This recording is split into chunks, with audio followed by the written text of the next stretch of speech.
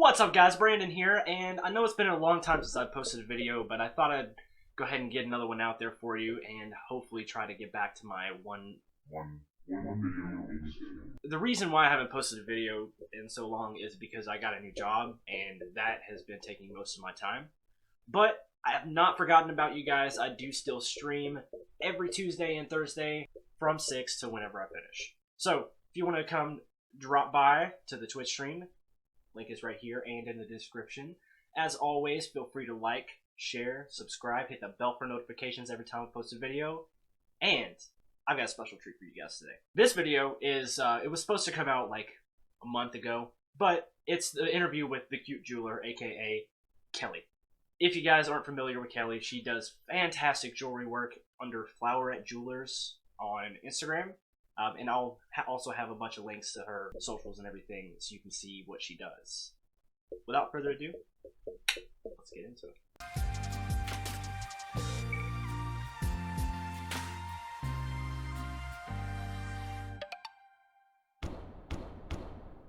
Welcome to episode 6 of Artistic Minds. I'm Brandon, and I have with me here Kelly, the cute jeweler.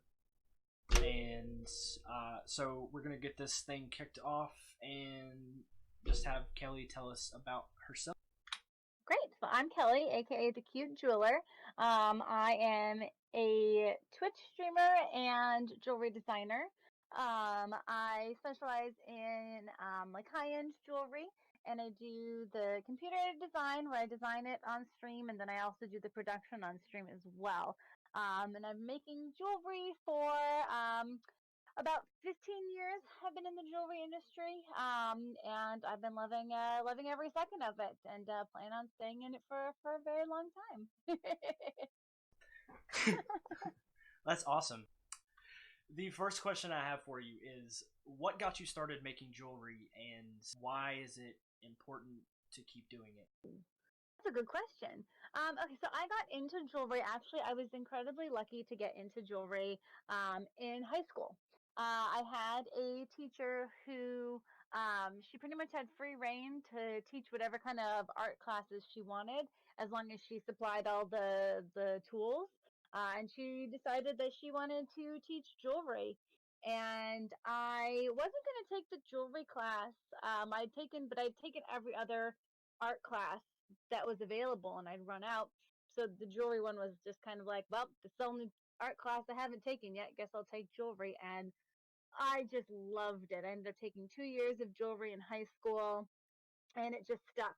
And so from there, I just kind of I went to college for a business degree, and while I was doing that, I was still working in jewelry. So I worked at a jewelry store, and then I took a bunch of more jewelry classes after college, and just kind of like fell in love with it. And at this point, I keep trying to learn as much as I can about jewelry and the different ways of doing it and making it. And now I feel like it's my kind of duty or responsibility to share that with people, because I don't think people really, in general, understand how jewelry is made. Jewelry has kind of transformed into more of a commodity base I guess, purchase as opposed to an art-based purchase. So a lot of people look at jewelry like, an investment, or, well, why is it so much when the raw materials only cost this much? But there's a lot more that goes into jewelry than people really realize. And so I've kind of started taking like what I know and sharing it with, other jewelry professionals or just kind of people in general, so they understand the process a little bit more and can kind of understand that it is still an art.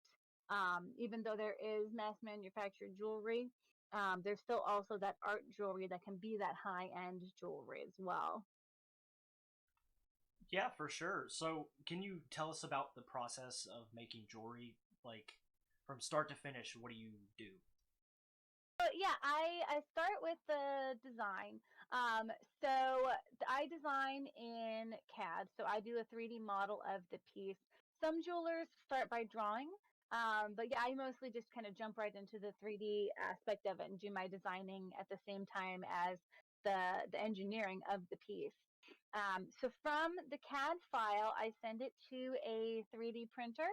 And depending on what the 3D printer is capable of, it's either going to go directly to casting from there, or I'm going to make a mold of it so that I can get waxes of the piece, depending if I'm making multiple objects.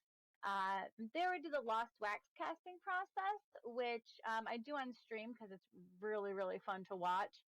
You essentially make a mold of the piece and then burn the 3D print or the wax out of the mold so that you end up with a void that you can then pour molten metal of whatever kind of metal you're trying to make the piece out of into that void, and then break the mold apart, and then you've got that metal piece now from the 3D print or the wax. And then you have to clean it up, polish it up, set any stones that are going to be in it, and then you're good to go. You've got a finished piece. And the whole process, you know, depending on how long the design's going to be through the whole thing, is at minimum like 3 days if you've already got like the design in your head. But it can take, longer than that depending on kind of where you go with the design. But the manufacturing process on a quick day will be 3 days.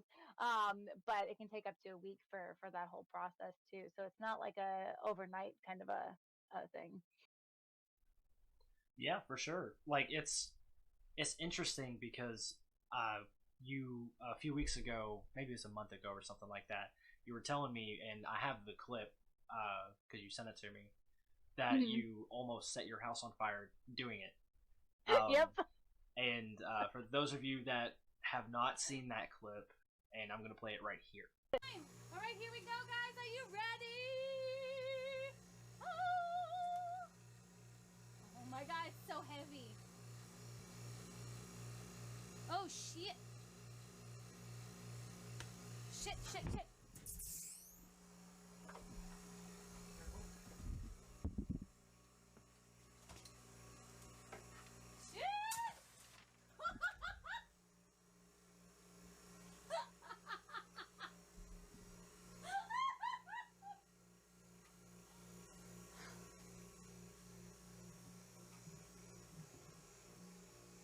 All right then.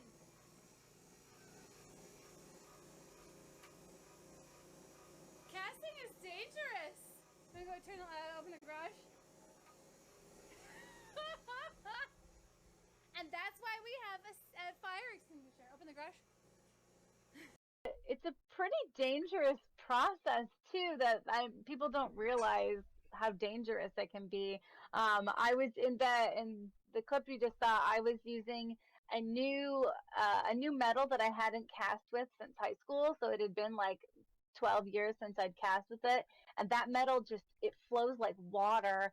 And I was also using a new base to make the hole that you pour the metal in, and it was too small, and I forgot to weigh everything, so I was guessing how much metal. So I guessed too much metal. The hole was too small, and the metal just like got away. And yeah, my husband was quick with the fire extinguisher and kind of put everything out. So the worst thing that happened was it was a huge mess to deal with afterwards. But it could have been worse. But I take a lot of safety precautions when I'm casting, and now I take more on top of what I used to do. So hopefully we won't have any more fires, but you never know. It's just kind of one of those things that happened. I could tell who was a jeweler in chat and who wasn't, because the jewelers were all like, oh, there's a fire. That happens. And everyone who wasn't a jeweler was like, oh my God, there was a fire. Okay, so you said you've been doing it since high school. So what's it like having that much experience in doing this and having people that have done it for slightly longer tell you that you're doing something wrong? Like, how do you take that criticism? That does happen all the time. I guess it kind of depends on who it's coming from, because there's always more stuff to learn. And jewelry is kind of one of those weird arts where nobody can agree with what you're supposed to do. Everybody, I always when I used to be a teacher. I actually used to teach the jewelry design process, and I would always tell my students, if you ask 10 jewelers how you're supposed to do something, you'll get 11 different answers because there's like nobody agrees on everything. And the jewelry industry in general likes to keep its secrets like to itself. So a lot of jewelers are afraid of sharing their knowledge because they're afraid you're going to take their job. Where I don't see it that way. I'm totally willing to share all of my knowledge because I just assume that, I am what I consider a master of my craft. And if you're going to become a master of your craft and they like you better than they like me, well, then that's on me for not doing a good enough job to, kind of keep those customers. So, I like to share what I know, and most of the time, when another jeweler is willing to share what they know, they're doing it in a respectful way. They're like, "Well, I don't do it that way. Maybe you should try this way." And I love testing and trying out new things. Like I was watching another jewelry streamer, Simon Diamond, who's a French streamer, and I don't understand most of the things that he's saying, but I like watching him because he's funny and also he does things different than how I do it. And he was setting up for casting in a completely different way than what I did. And I watched him do that and I was like, well, that is so much better than the ridiculousness that I was doing. Like, I told him, I was like, I'm changing how I do this because this is a way better process than what I was doing. Um, so most of the time when people want to give me that feedback, there's like, maybe you should try it this way. Unless I have like a good reason not to, I'm pretty much willing to try, any techniques that anybody wants to throw at me. What would you consider your greatest success and your greatest failure in your art form? I would say probably my greatest success was getting hired at my alma mater, the place where I learned most of my jewelry craft, and being considered good enough to get hired to teach there with the people who had taught me, the people I had like looked up to and admired. That was a really amazing moment for me. It unfortunately didn't work out, and that was pretty disappointing. But yeah, I'd say that was probably like the highest point of my career until I started doing my own thing. Because now I'm kind of running my own business. And the first year or so, it wasn't going very well. I was focused more on creating good designs as opposed to the marketing aspect of it. Um, so I think one of my greatest failures maybe was like when I first started, just like I mean, you should always make good stuff, but I was making good stuff, but I wasn't telling anybody I was making good stuff. So nobody bought anything from me from my designs. I'm still doing custom work, but nobody was buying my designs for like the first year I had my business up and running.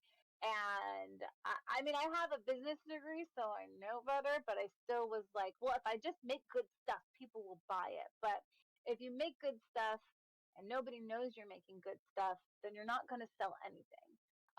And actually, last night, I just discovered that my shop that was on my website, you actually couldn't buy anything from it. I thought I had set it up that you could, but you actually couldn't buy anything off of my website. And I just discovered that last night. So now you can buy things off my website. So there's another failure for you. Make sure that people can actually purchase your things because you will definitely not sell anything if people can't buy it from you. What is your favorite piece that you've done and why? Ooh. I have a couple favorite pieces, but I actually have my favorite piece here, and I was going to wait to put it on until you asked about it. Put it on now. This is my wedding tiara, and this is my favorite piece that I've ever done. It was like a collaboration between every bench jeweler and jeweler friend that I'd ever met because none of us had ever made a tiara before. And I was like, no, I'm definitely making a tiara for my wedding. This is 100% happening. And so it probably took, I would say, maybe about a year to get it all done because I had to figure out like how to CAD model it, what shape it was going to be. Most tiaras that are made traditionally are made by hand. So you take the wire and you bend it into place. But I wanted to do something that came from CAD, so like a little bit more of like a modern way of making a tiara. But since there wasn't like any rules or anything I could kind of follow for it, we just kind of made stuff. And so I made one that it was like perfectly flat. And then when I put it on my head, it like stuck out the back. It was very weird. So we had to kind of play with the shape of it. And then figuring out where I could get it cast was another big thing. And how, because this is actually made in 3 separate pieces. So then how my jeweler was going to put it together, but also set the stones. And then it's missing a couple things. There's usually ribbon wrapped around here, the little posts, so you can't see the posts sticking up. But I actually broke it on my wedding day, so I have to get it fixed. So I took the ribbons off so she could fix it.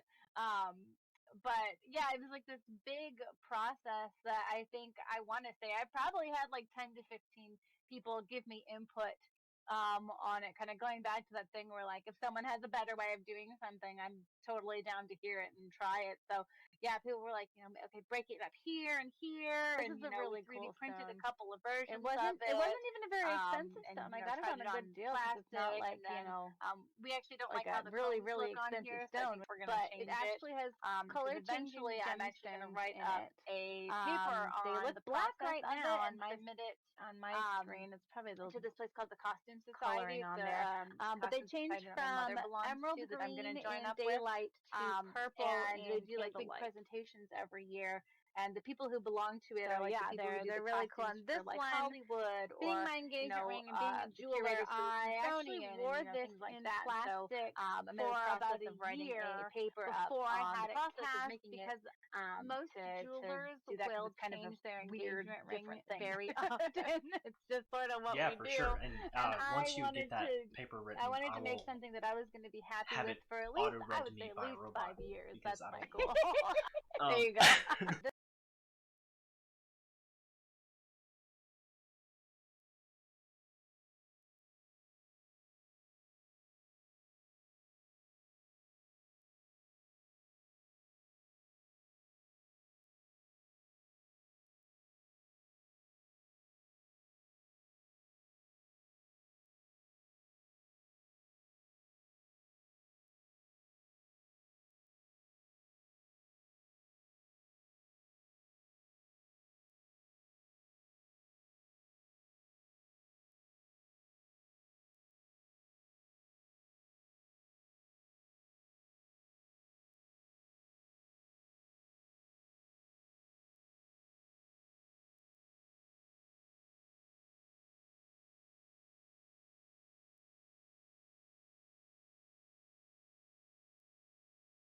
what is your next upcoming project, and can you talk about it?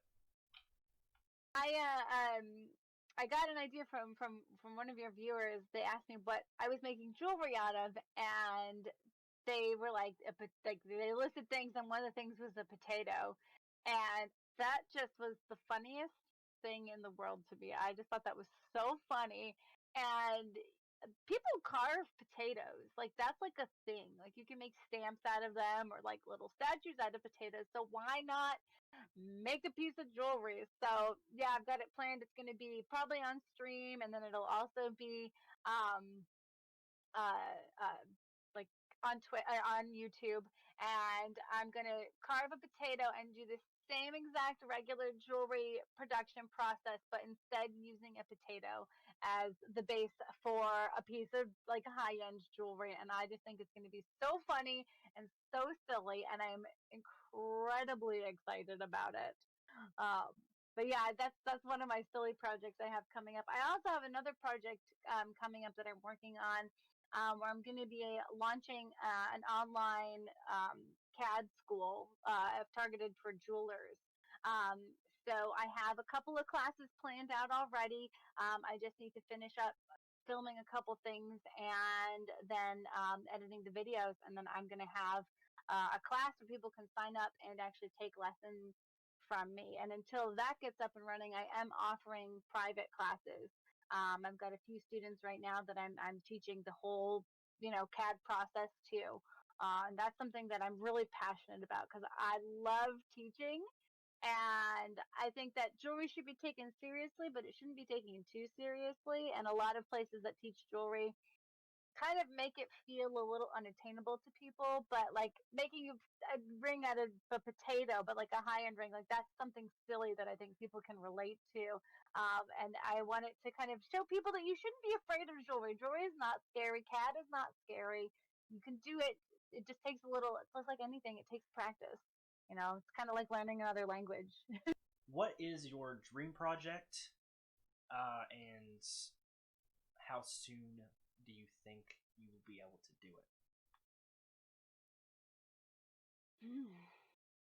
That's a tough one because I do think that this tiara was like my dream project for like the longest time.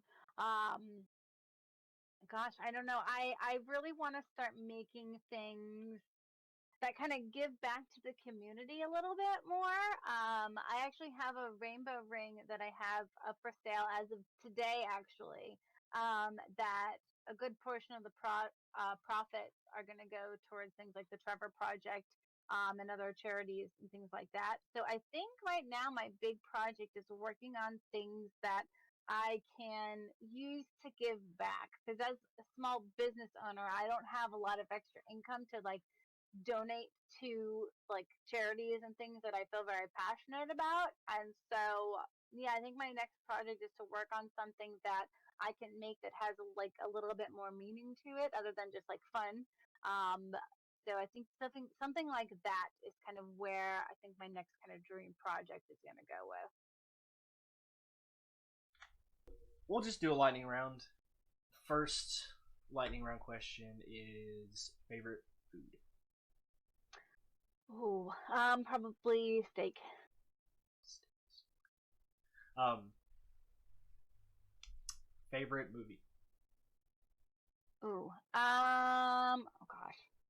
You'd think I would know my favorite movie. Actually, it's probably The First Wives Club. I really like that movie. I've never seen that movie. It's very silly. Yeah.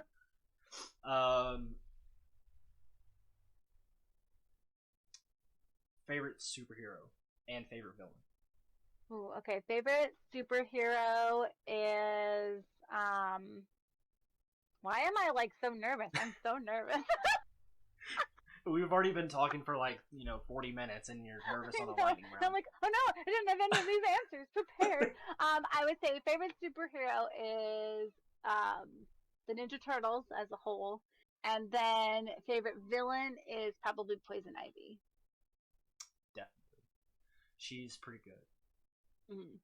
I don't know who my favorite villain would be. That's hard. There's so many good decision. Ones. I think if we're talking about out of any villain ever, Cad Bane from Star Wars. Mm-hmm. Oh yeah, I mean I forgot about like other. Yeah. Well, like some people who are like my favorite villains become not a villain later on. So like I might say Juvia from Fairy Tale was my favorite villain, but that she's not a villain anymore. So true. Let's see. Favorite anime. Fairy Tale. Although I've been watching Avatar recently for the first time, and I'm almost done with it, and I really like it. I love that show so much. Toph is my favorite. Yes. There's one favorite character from Avatar since you're watching it. Ooh! I like Zuko. I think he's so like he just needs a hug. He just needs someone to hug him. He's a good guy at the point that I'm at right now. So. Oh, okay, yeah. Way to spoil it for everybody else who hasn't seen no. it. No, just Spoiler alert! Okay, if you haven't watched it by now, you deserve to get spoilers. What, it's been like 20 years since it's been out? I mean, it's been a long time since it's been out, but for people that are just now watching it as new fans, like kids and stuff like that, come on. Sorry, guys. Spoiler alert. I also spoiled Fairy Tale as well, so there you go. Yeah, you did. Oh. This interview is full of spoilers. Yeah. Favorite Star Wars character? Favorite Star Wars character? I love BB-8. Kelly, where can people find you on the internet? So you can find me on Twitch as TheCuteJeweler. I stream 3 times a week, typically on there. I do have a YouTube channel that's still kind of in the process of being done, which is also TheCuteJeweler. I have a website. My brand is Flowerette Jewelers with 2 T's. And I'm also on Instagram as Flowerette Jewelers and Facebook as Flowerette Jewelers. And Twitter, I am on Twitter technically, and that would be at JewelerCute on Twitter. So I'm kind of all over the place. Thank you guys so much for watching the video. If you enjoyed it, please hit that like button, share button, subscribe button, and hit the bell for notifications every time I post a video. As always, I do have prints available at this link right here, and they're $15 USD. I have 11x17s available that are flashing right next to me right now. And I also have 12x18s available that are flashing next to me right now. Feel free to go check out the store and see which print you like the best. Let me know in the comments. Let me know also what prints you would like to see in the future. As always, I'm Brandon,